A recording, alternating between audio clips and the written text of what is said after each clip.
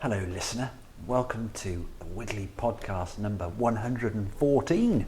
It's Ermintrude. Ermintrude, Phil. Ermintrude is cow number 114. And actually, Ermintrude's daughters, who are also called Ermintrude, they've all been 114. Really? That's like John Smith. It is a bit like that, but it's one of those things. The original Ermintrude, I've got to explain now. So the original Ermintrude was one of two calves born to a heifer cow that got to the bull rather younger than she should have done. So we had a get-in calf that shouldn't have done. So Ermintrude and Florence started their lives no bigger than jam, probably smaller, with no hair on at all. They were born premature and they lived in a dustbin initially, and we tubed them, whatever it was, 4 or 5 times a day. I think you're going to have to define all these things. So the cow lived in a dustbin. It was the same size as Jam the dog. You tubed it with a tube of what? Milk, because she was born very premature. Because she had young love. Because her mother had young love. Right. So it was all a complete disaster, basically. Right. So we ended up with Florence and Ermintrude, who both survived this. So they they were born at sort of 6 or 7 months of their gestation period. So 2 or 3 months premature, really, which is a long time. Right. So they were very small, completely bald, just pink. Why are they all called 114?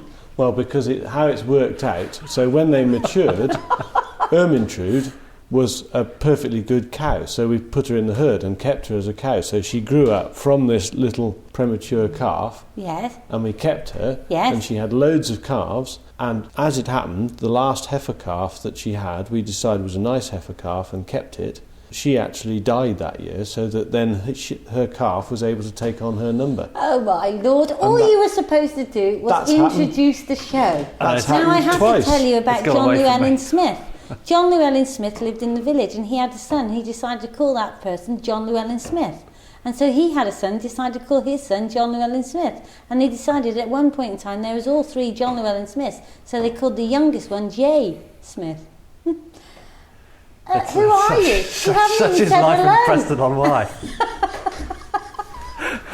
If the listener could only appreciate what goes on in Preston on Wye firsthand, they would never listen to this podcast again. At least I would have said who I was if I had been introducing the show. I don't even know who I am now. I'm Richard from Wiggly Wigglers. I'm Heather Gorringe from Wiggly Wigglers. And I'm Farmer Phil, from near Wiggly Wigglers. Indeed. Well, the show's over now due to Ermintrude, but What are we doing on this show anyway? it is 114, and today we've got an interview with Rachel Prosser coming up. You went to make her rain garden. Yeah. We haven't got peanuts and biodigesters, as we promised last week. They're coming up on a Guyana special Right. soon, Excellent. probably when Michael's on his holiday. So that Right. will be February. We've got some feedback and we've got a birthday request. That's a first, isn't it, for a Yeah. Wiggly podcast? And I've got Nigel Slater's book here, and we're going to hear about Farmer Phil and Monmouth Girls' School. So, on with the show.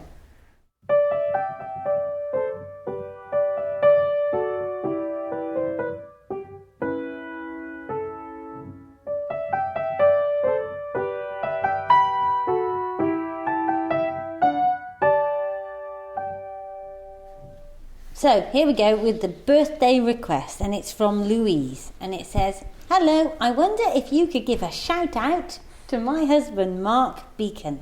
He's a fan of the podcast, and I was wanting to get a message in for your December edition for his 30th birthday on the 15th of December. However, time sped by. Better late than never." Oh, don't worry, we've got ages left. We've never had a birthday request before. "I was a Gucci London girl when I met Mark." Oh, Really? Richard's pricked his ears up. I'll say that again. "I was a Gucci London girl when I met Mark. On our first date, he had me searching through well-rotted horse muck for worms. Not my usual first date, and my city lifestyle ended at this point. My first birthday present for him was a kilo of worms from you, which took a day or 2 to settle down in their new home.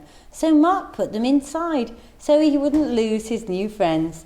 This meant I stood on them in the dark, going for my midnight wee." Oh dear.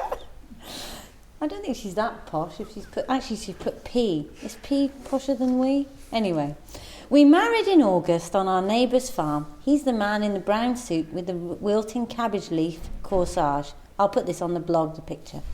And we had a wedding that I think Wiggly Wigglers would really appreciate. Our friends gave us one of their saddlebacks for the hog roast. Other friends made us hundreds of bottles of various homebrew cider, wines and elderflower champagne.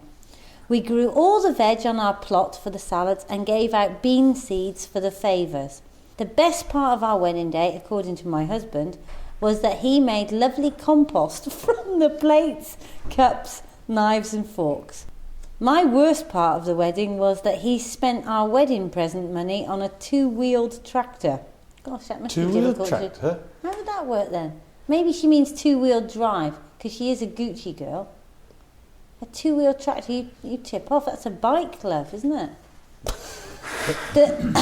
So he's bought a bike. The wedding compost will be used on our new adventure, an abandoned 1-acre walled garden, currently chest-high in brambles and nettles. I know Richard likes to skive off to other people's allotments for a cup of tea. So if he's ever down our way in East Devon, the storm kettle is always brewing. He can settle the argument of whether an old brick shed can be used as a pigsty or a smokehouse. Happy Christmas to all at Wiggly Wigglers from Louise. He'll be round, Louise. Wait for the phone call. Ricardo would love to come. Would you not? I would. East Devon could be close to Somerset. There's cider. Could be. We're part of the Blueberry Network. I never say that, but it's nice to. Phil, tell us about your adventure in Monmouth. Well, we had a great adventure in Monmouth. Very, very briefly, what happened was, in conjunction with Leaf, Rowley emailed me and said, "You're going to Monmouth Girls' School," to which I thought, as a previous incumbent of Monmouth Boys' School, this will be the first time that I've been allowed in there within the rules. And the idea was that I was the farmer and that I would go with 3 chefs from a firm called Aramark, who are commercial caterers, and we would basically do a series of ready, steady cook sessions for all different age groups at the school. And we, I think, saw half a dozen or more different age groups and covered 150 odd children. And we had a great day. I've never been so tired in my life. Ah, so you're saying teaching's hard work? No, I'm saying being a farmer in a classroom's hard work. Ah. It's deceptively hard. You don't quite realise what it's like dealing with kids until you start But to do it. it worked very well, because I was worried that I wouldn't be able to get them to ask questions, and I don't know why I ever worried about that. And they asked some fantastic questions. Really. Like? Well, the first question was, how do you kill a cow? Which is a bit of a sort of showstopper. But having told them how a cow is killed in an abattoir, the next question was, how do you know it's dead? How do you kill a cow? You use a captive bolt, which is What's fired. A captive bolt? It's a gun, basically, but instead of a bullet, it has a bolt that goes into the skull between the eyes, and it jellifies the brain, and it drops dead, straight down, bang, and you prove that it's dead with a long piece of plastic that you put through the hole, which shows that all the brain and spinal cord is defunct. Now that sounds just disgusting. It does, but interestingly, it's disgusting to you and I, because we're adults and we've got all this sort of worldly experience. To a child, you saw the respect that they'd asked a question, they wanted to know the answer, they dealt with the answer, accepted it and moved on. There was no, it was, oh, it doesn't hurt. And as far as, it's instant, or as near instant as you can get. Is that the point of this? That was the point. The point was that if you are going to eat meat, then you have to overcome the nasty bits. But a lot of people don't want to know the nasty bits, because why would you want to know that? But a classroom of kids, they did. Rich, do you want to know? It wasn't that I was telling them, they asked. Well, I suppose I'd know the nasty bits, but kids do like the nasty bits, don't they? Because they are. But they didn't ask it as a nasty bit. It wasn't, I eat worms sort of thing. No. It was, nobody told them that bit. Here was I saying, I grow these cattle and here's a lump of beef that we can eat. And they wanted to know the bit that joined it up in the middle, the bit that we don't sort of tend to talk about. Sure. The fact that they come with no preconceptions about it, they just want to know the mechanics of how it works and then go forward. And they're happy. I think really it comes down to the fact that if I, as the farmer, as a so-called conscientious farmer, am happy that that bit is done in the best way possible, then they were happy. And the children respected the fact that they were getting their questions answered truthfully. And you saw that respect. And for me, because I was pretty nervous about the prospect of all this, it's quite daunting as a non-teacher to go into a school and expect to perform when you don't really know what's going to happen. Are they going to shred you? Are they just going to play you up until you die? It's just, how bad can it be? And as it turned out, it was absolutely fantastic. Had any of them listened to the podcast? None of the children had, but in amongst all this, I find Mrs. Hallett, who was a podcast fan, who was the teacher of one of the junior years. But Mrs. Hallett is an avid podcast listener, so from all of us, hello Mrs. Hallett, and thank you for a great day. Here we go. There's a public school, isn't it? It is public school, yeah. So they're going to be well behaved, those kids, aren't they? You want to try and go into an inner city school. I am aware that I may well have angelic. All they do is compare their parents' Range Rovers. I wouldn't describe them as angelic. Compare their parents' My daddy's got a Serious Sport 3. You're just so far behind. Monty comes home and says, Mum, my friend's got an Aston Martin. And I said, has he really? Anyway, here we are. Here's the feedback from Farmer Phil's talk. A very informative talk, lots of details. I like the sample of cereals and the wheat. I learnt that barley has longer heads than the wheat. I can never tell the difference on my farm. Next. Oh, yes, some interesting little cards here, Phil. I've got there's a bit of brainwashing going on there, I think. This one card reads, I learnt about how the cattle are hung and where our meats come from. I now know about how it is hard for the farmers and how it gets better up the food chain. I'm not quite sure what that means, but, you can imagine Phil saying, gosh, you should see the way I have to live. I don't actually know where that came from. I put 5. Life is a real drudge for me and mine. Oh God! If they could, they only knew the truth. I think that might have food, but it does say food was very nice. I think actually that feedback may have come from a question on Foot and Mouth in 2000 that they were asking about what that was like. Oh, I see. I see. So before you extract any more, Michael, out of the farmers, even you might concede that wasn't a terribly thrilling escapade. No, it wasn't. It was pretty unpleasant time. To Farmer Phil, I enjoyed the demonstration. I learned how to get the Wiggly Wigglers podcast on my iPod. Oh, well done, well Phil. done, Farmer Phil. Bit of promotion. Any more, Rich? Yeah, we've got one here, and there's a nice little drawing that looks a bit like a turtle, and it says Farmer Phil's cow. Well, actually, some of them do look a bit like turtles. And it says, thank you very much for your talk on cows. I will ask Tesco to put your name on your beef. That's what it says. Fantastic. So what were you talking about? Where does Tesco fit into the equation? Where that was that my assertion that supermarkets are actually a group of people to be worked with, and that Waitrose's example of getting the farmer's face on, tying the farmer up with the beef that's in the store. And I believe that Tesco's and the other supermarkets will follow on in the end. But of course I also believe that it'll only happen if their customers ask them. And so that the principle of asking Tesco's, where does your beef come from, could or should stimulate that. It stimulated Waitrose, so the rest will come along. On that note, Nigel Slater's book's here with me. Thank you, Mary, for bringing it along. And it's about eating for England, the delights and eccentricities of the British at table. Eating for England, it's called. And here we are on page 249, and he's talking about getting your meat and your fish from the web. And he doesn't really think that's a great thing, and we'll hear why. Out of a net and onto the net. The photographs are striking. Each place, haddock, sole, wet with freshness, irresistible, its eyes twinkling as the textbooks tell us those of fresh fish should. You scroll down to scallops that appear barely to have left the sea, sardines so silver they could be in a jeweller's window. You try to imagine what 375 grams of halibut will look like. How many will it feed? Will it be enough for 2? You worry that if you're not in when the delivery man calls, your fish may end up sitting at the sorting office next to the radiator, or just that bit too close to someone's mail-order compost worms from Wiggly Wigglers. Oh! couldn't pay for it, could he? And we have been inundated with orders because of that. Really? No. But no matter. You read beautifully, Phil.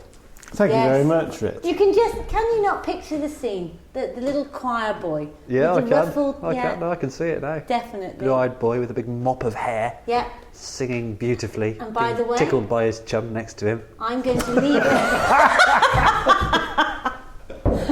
I wish you hadn't said that, because I'm just about to go and see Monty in his Christmas Carol concert, and now I shall be imagining Harry Bell Thomas tickling him.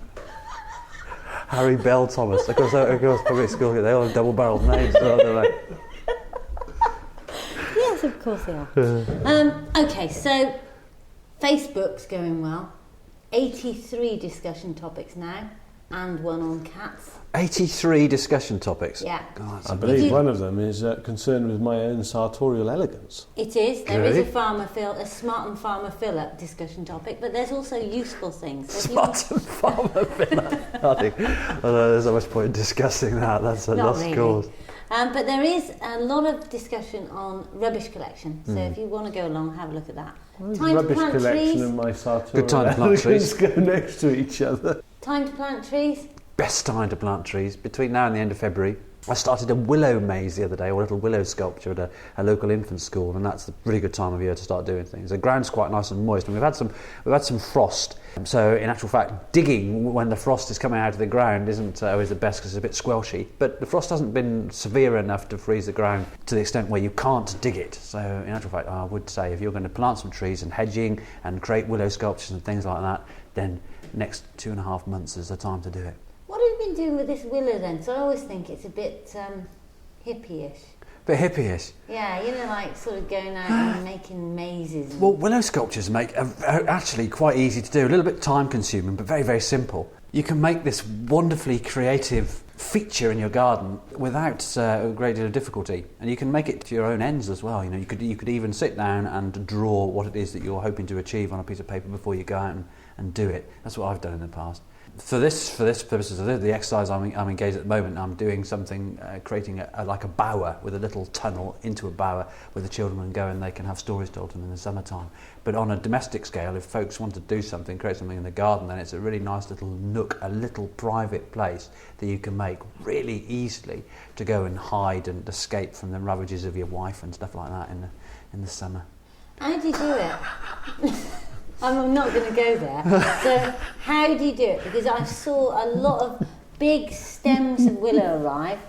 Do you Right. just ram them in the ground? Will it? Yeah, what you do is you get a pole approximately the same diameter as the willow stems, slightly thinner if possible, and you quite literally drive it into the ground, you wiggle it about and you push the willow stems into the ground. It's important to keep the willow fairly moist before you do it, and really as soon as the willow's cut you want to try and get it in the ground. So quite simply, drive a hole in the ground, stick your willow stems into the ground, and then what you can do, you obviously make your shape with some string beforehand so you've got that surface.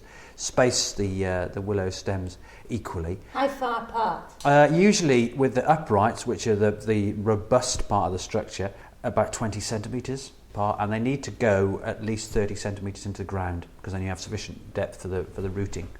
And then the in-between bits, the binders, which are the bits that you stick in between the uprights and weave your way through. Again, they need to go at least 30 centimetres into the ground, but they're a little bit more, they're thinner and flexible, so there you're probably looking They're at... not going to grow though. Oh yeah, they grow as well. Yeah, they all grow as well. So the whole thing now it looks completely naked, quite literally a whole bunch of stems into the ground in a particular shape.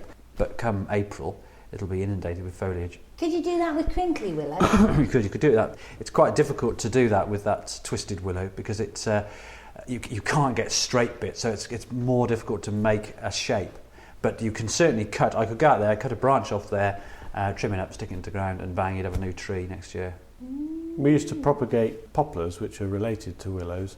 We just cut them into 6-inch lengths, hammer the lengths into the ground about this time of year in a row, and then in a couple of years' time, they're junior poplar trees, and you can transplant them to where you want them then. Yeah. My dad used to think willow is such a pain because they get all over the riverbanks, don't they? They do, but they're good for the riverbanks because they're a great riparian plant. They bind the banks of the river. Consequently, all the roots make great places for halts for otters and for refuges for water birds and They're things much like that. better for the He was always riverbanks. chopping them down.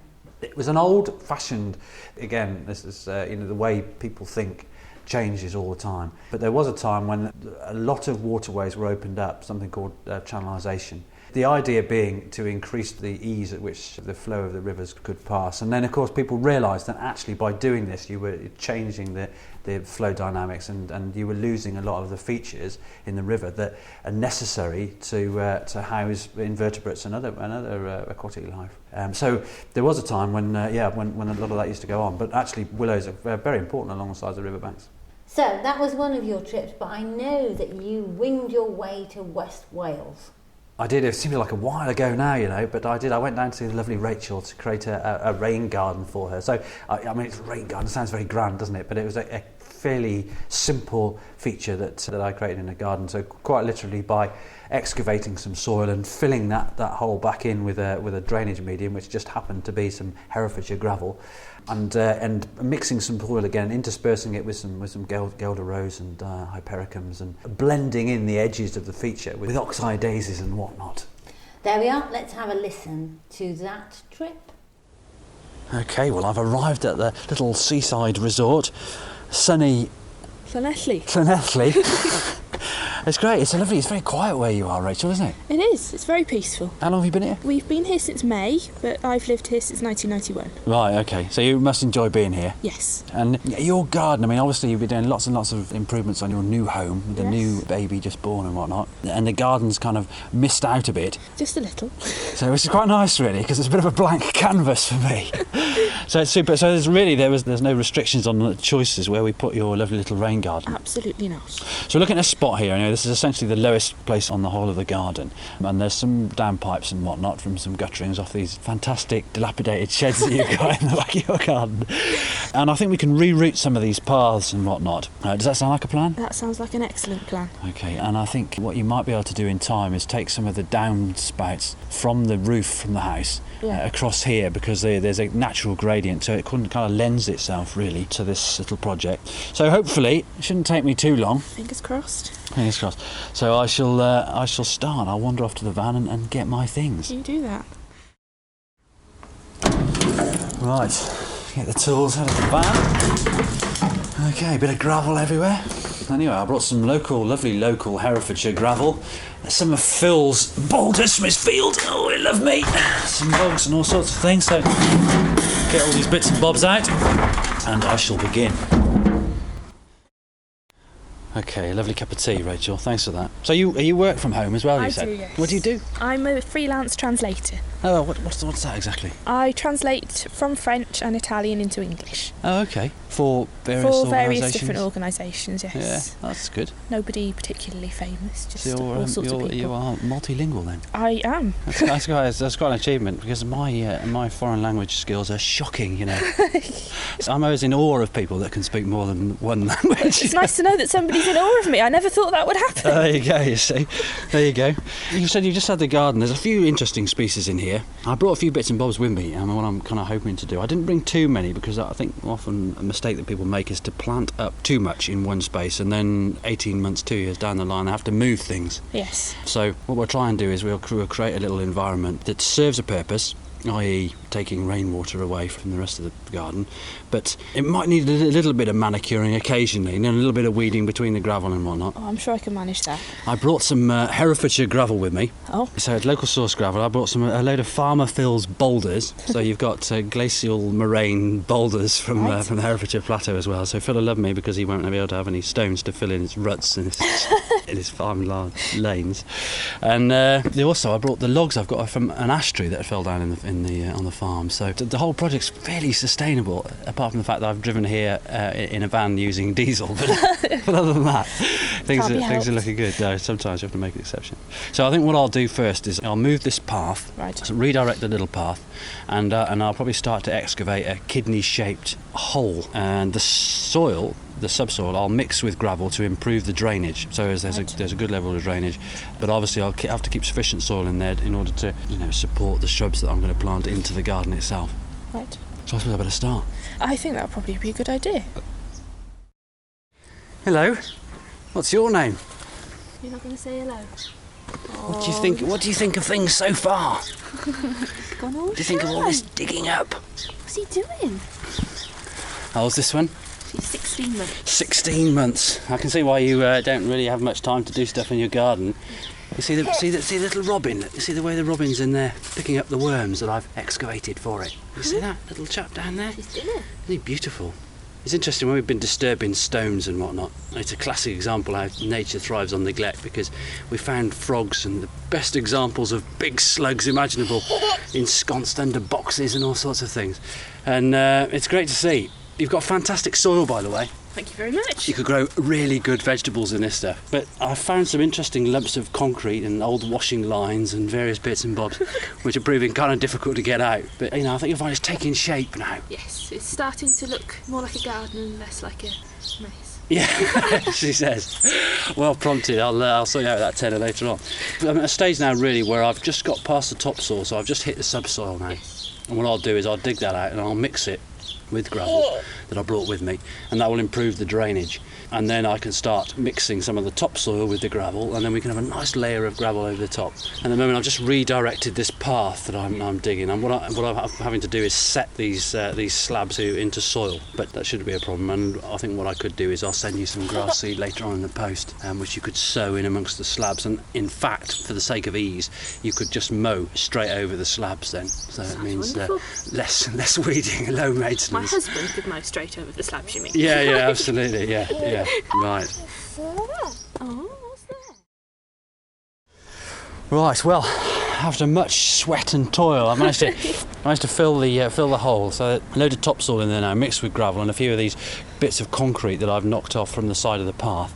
I've placed the trees in situ, so I've got a reasonable idea of where they're going to go. I'm going to sort of intersperse the Guelder Rose and the Hypericum with some purple loosestrife, so that'll be a great feature, a mix of colours really, and a mix of sizes as well. Now, the border here, I've just laced with some ash logs, a nice bit of lichen developing on them, and they will improve in time. I mean, they're kind of new, so they're quite light, but they'll improve like a fine wine really. Logs, they improve with age, they sort of mature and they get covered in all sorts of mosses and lichens and things like that. So I'm just going to go and I'm just going to start the chainsaw up, Rachel, and I'm going to...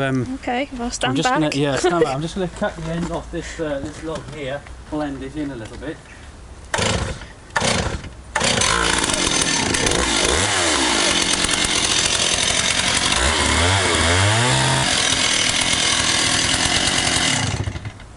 Okay, well, that's a slightly faster way than using a bow saw. So I'm going to blend that in there. And then you get a nice kind of soft corner really, so it's a bit softer than that harsh concrete that was. It's a vast improvement on what it was. Oh, fantastic. Well, I'm glad you said that. I'd have been disappointed if you said how you put it back the way it was. In fact, I'd be gutted. But what I'll do now is I'll build this side up, get a few more logs on there, so we've got a nice bund on this side, a nice feature, and then it'll gradually slope back towards the path, and then of course that's the sort of collecting point. So in future all the water will be able to drain into this corner and it'll disappear into the ground. Lovely. Lovely, fantastic cup of tea. Cheers, Rachel, thank you for that. They're going to think you've been drinking tea all day, I know. Well, they always rib me about everything anyway, so it doesn't really matter whether I'm drinking tea or not. We're not far off now. Just got the finishing touches to do. So everything's planted. Bund is created along the edge. If you put a water butt against the wall there and direct the downspouts from the gutter and from these sheds into the water butt, then there'll be a kind of natural overflow. So when it rains, you'll have a free water feature. Wonderful.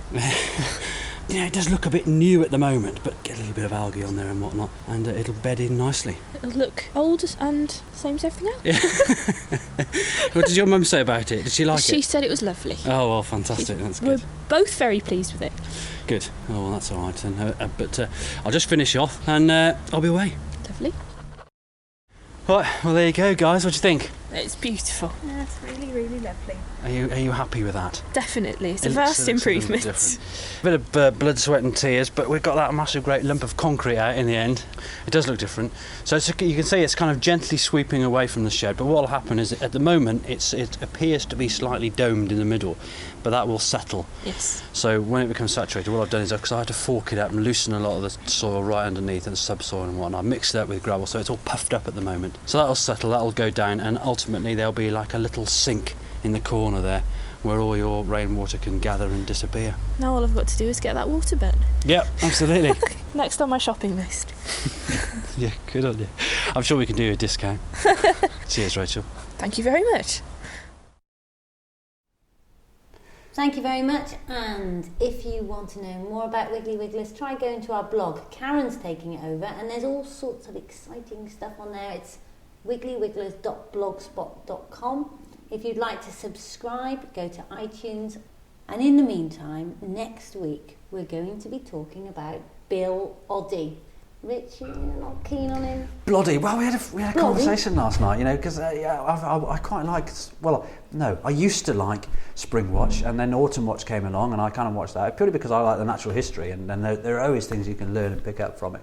But I'm sure that I've never been so irritated by watching a presenter on a natural history show, even the real low-budget Channel 5 ones, and because we were having this discussion in the office last night about why Bill Oddie behaves in the way he does. I mean, is that entertaining? I don't know, because I'm sure Kate Humble is the quintessential professional, and she definitely has a spark and a bit of brightness about her, but I'm sure that Bloody is dragged it down to his level.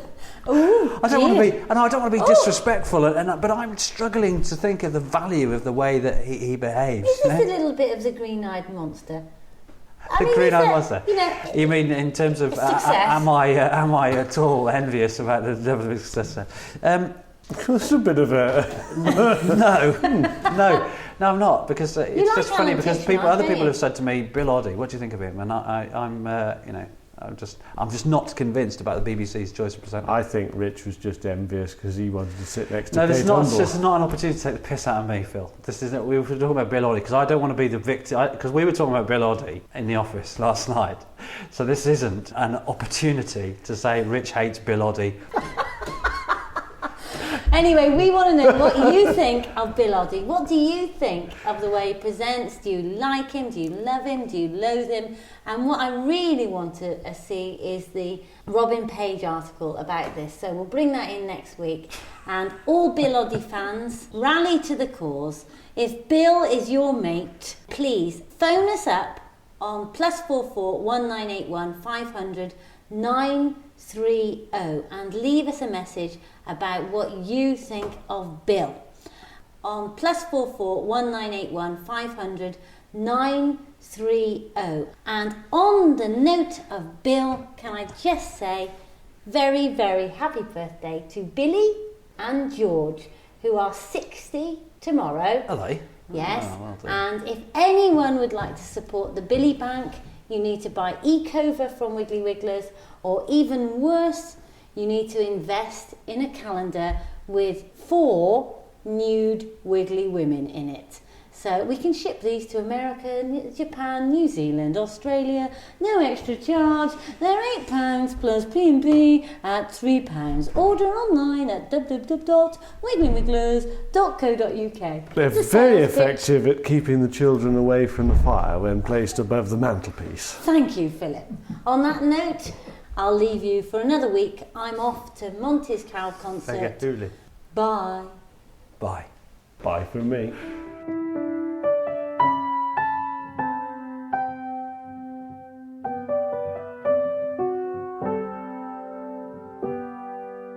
What do I say?